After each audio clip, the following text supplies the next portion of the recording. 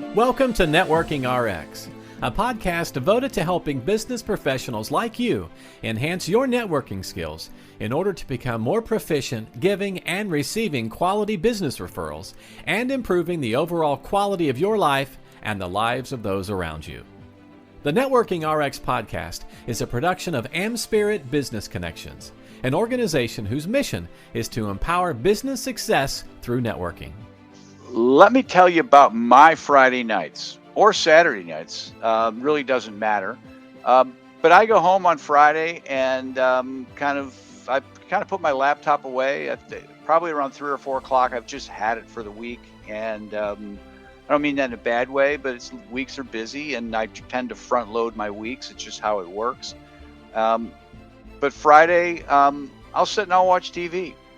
Sometimes there was a stint there before COVID where a lot of Fridays I would just go to the movies. I'd cut out around 2 o'clock. There's always a matinee. I'd go watch the movies. I'd go by myself. Friday nights, my wife is much like me. We'll sit around, we'll watch TV. I joke with my wife, we'll put a movie on, she'll fall asleep. So I'll watch the movie, and that's Friday nights. I know I'm a networking person. I know this shouldn't be, but I am. I'm an introvert, and I'm okay with that. I'm okay with not being the life of the party. I'm okay not even being at the party, to be perfectly honest. My niece got married this summer, and she had a reception in the basement party room of a bar. I went up to the bar and just watched football. I know that's kind of lame, but part of it is because I don't want to talk over music and try and fight to talk with people. But I don't need to be the center of attention. I don't need to be around people all the time. My life is spent being around people and being in communication with people, and so I don't, I kind of re-energize when I'm off by myself, and I don't need to, I don't need to be that center of attention. And today's program is on tips to help introverts network more effectively, and so I wanted to kind of make that admission to people on the front end that that's who I am. I'm one of you. It might not seem like it, but in my heart of hearts, it's I draw my energy from just really being alone. One of the things that I haven't really talked about. I'm in the process of writing a novel. It'll actually be my third novel, and I have a lot of fun with it. Of just kind of putting on headphones and just kind of losing myself in the story and just putting in details. So I feel like I am uniquely qualified to talk on the topic of helping introverts become more effective with respect to networking. The first thing I'll say with respect to becoming more effective networking for introverts is embrace the notion that you're an introvert. You are who you are, and don't ever use it as an excuse. Well, I'm an introvert, so I can't. I'm just not going to be as effective networking. No, that it's not an excuse. It's not something you can hide behind. It's who you are, and you just need to change the way you do it. But you need to embrace the notion that, okay, I'm an introvert. I need to take a different approach to this. I think it all starts with setting realistic goals, and I don't think they need to be. I don't know that they need to be hard and fast, smart goals, but just have a notion in mind as to what you want to try and do. My wife's somewhat of an introvert as well, and when I've chosen a career, I've chosen a business that really thrusts me out into people. She's the CFO of a company. She doesn't necessarily need to be thrusted amongst people, so she chooses not to. But when she goes off to conferences, I tell her, "Hey, you're set a goal. Just meet one person, one new person. That's it. That's a pretty simple goal. It's a low bar. Don't go back to your room and order room service. Get to know one person." So when I talk about realistic goals, I'm not trying to get people to be anything other than what they are. If you're an introvert, be an introvert, but you can't hide behind it. You can't use it as an excuse. Get out there and meet people. When you go to networking events, meet people, and I'll touch on that as well. I tell people choose the right events. And when I say networking, it doesn't necessarily need to be something that's air quotes dubbed a networking event. but just where people gather. And so you need to kind of choose what you're most comfortable with. And there are different types of venues that are out there that you can become involved in.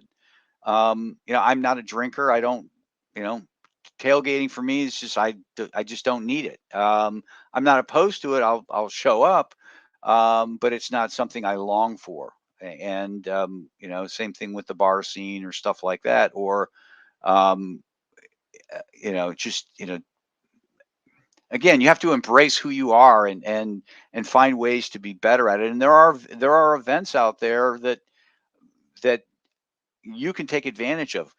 Meeting one on one with someone is a networking event. You're out there with somebody or a small group of people. That's a networking event. And you need to give yourself credit for that. And maybe you thrive or are much more comfortable in those situations. Well, if that's the case, then embrace those and do more of those. Don't feel bad because you don't go to the big, you know, after hours. I don't go to them either. Occasionally I'll go to them, and I'll be fine at them. I can talk with the best of people. I just don't need it. I just don't thrive at it. So, choose the right events. If you do go to events, one of the things I suggest is arrive early. There's something psychological about arriving early. First of all, you can lend a hand getting set up, and that gives you an opportunity to get to meet people who are there. But when you're there already, when other people are showing up, it's almost like it's your event. Again, it's a psychological sort of a thing, as opposed to if you're arriving 15 minutes late and everybody's already there, then you feel like you're arriving at somebody else's party. Again, this is all psychological, but if you're there early before people start to show up, you kind of get to wade into the activity. So that's a little trick with respect to if you feel like you need to be at events. Um, the other thing is prepare talking points. Practicing being ready at it. Being ready with things to being ready with things to say. I, whether it's a 30-second commercial or talking about your business or, what do you want to talk on? Hey, did you see the game? Small talk. Have those things, have those things ready at the ready, right? have a I hate to tell people to have a elevator pitch. Have elevator pitches. Have different ways of talking about your business. Kind of have that pre-programmed in your mind. So when you're hit with, hey, what do you do? Or what do you think about this? Or explain this, you kind of have a sense as to what you're going to say. So it's not you coming up in the moment with something, but it's you really kind of playing into playing to things that are already in your minds or just recycling things that are already in your mind. The one thing I have done going back to going to events is I'll take a break, right? People go out and have a cigarette. There's nothing wrong with just going for a quick walk. Or if there's, if there's music playing, just, going and watching the band or whatever it is, just kind of unplugging for a second. You go to an event, if it's 2 hours, you don't need to be engaged in conversation for 2 hours. There's nothing wrong with having a little bit of time where uh, um, you're just kind of sitting and drinking a cup of coffee and standing off and I'll do that. I'll go to an event and I'll stand off to the side and I'll just kind of survey and see who's talking to who, because for me, that's helpful. Hey, Tom, I saw you were talking with so and so. Pretty great, pretty neat guy. Did you know? So I can kind of strike up a conversation based on what I see is happening out there. So there's nothing wrong with kind of taking a break or just stepping outside and just kind of having a mini little recharge before you go back in there, maybe doing a quick assessment of how you're doing and, kind of getting your mind right as to, okay, yeah, these are some things I need to be talking about. Um, there, um, it's also okay to use online platforms or platforms to network. This is happening on LinkedIn. I have a lot of conversations on LinkedIn. And it's great. I don't need to really be in the moment. Somebody will comment on something or ask me a question. I don't have to get at it right now. I can wait and think about it, or I can use it to schedule one-on-ones. And again, one-on-ones are not huge groups, and so I'm much more comfortable and much more effective in those sorts of things. So take advantage of platforms. Obviously, there's LinkedIn, there's Facebook. Instagram doesn't, in my opinion, doesn't lend itself as well to it's more just putting information out there. And I could be wrong. It might be how I'm using it. Alignable is a great program if you're in North America, United States, or Canada. And a great platform for meeting small business type people. But take advantage of those things, especially if you're somebody who's got a business that's more far flung, as opposed to just working in a particular community. Along the same lines, be involved in smaller groups. When you're at networking events, I never advocate breaking into larger groups anyways. I always look for the person who's feels as awkward as I do. Because they're going to value the conversation. They're going to appreciate you. When you break into a group, you're kind of trying to get on a horse midstream. I mean, you don't know what people have said. Do I make this comment? Maybe it's already been said. It's just really awkward. And so that's where, just a smaller group or one-to-one sorts of things at events or conversations are great. And if you do go to events, focus on quality, not quantity. I've spoken on this podcast several times about my friend Berta Medina. Berta wrote in her book that when she goes to an event and there are 5 people, she aims to get 5 business cards. And when she goes to an event and there are 100 people, she aims to get 5 business cards. Her point is very, very cutely put, is that you're not there to meet the whole room. You're just there, set a goal, 4 people, 5 people, 3 people, whatever. And that's plenty. You've done a good job. If you do that consistently, it will really add up over time. But focus on quality. And what I mean by quality is not necessarily the quality of the people, because you don't know until you have a conversation, but everybody's connected to somebody. So you have a quality conversation with them and build a quality relationship that will lead to other things.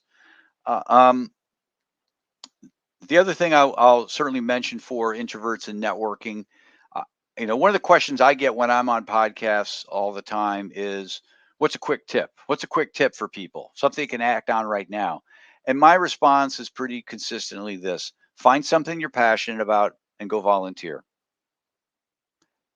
When you go volunteer, you're generally not going to volunteer all by yourself. You're going to be with people who've come out of their little corner of the world, who care about the same things you do, and you're going to not get an opportunity to meet them.